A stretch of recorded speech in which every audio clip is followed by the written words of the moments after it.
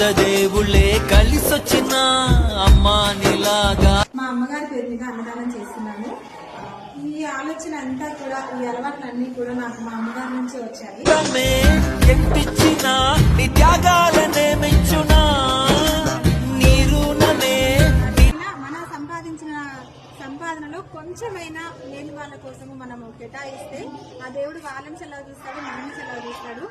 వారికి వచ్చిన ఆలోచన ఏంటంటే, కృంగిపోయే వారిని, ఆకలి కొనినటువంటి వారిని, ఇబ్బందుల్లో ఉన్నటువంటి వారిని ఎక్కువగా సహాయం చేయలేకపోయినా ఒక రోజు వారికి భోజనం పెట్టినట్లయితే సంతృప్తిగా ఉంటదని చెప్పేసి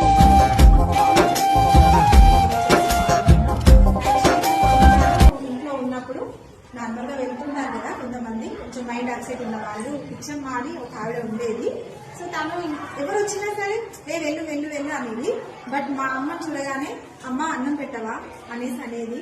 సో అందుకే అనుకుంటా నాకు కూడా మా అమ్మ అసలు ఆమె చూడగానే వేడి అన్నమైన నాకు పెట్టేది అనమాట ఫుడ్. మా అమ్మ నుంచి వచ్చిన నాకు ఈ ఆలోచనలన్నీ బాగా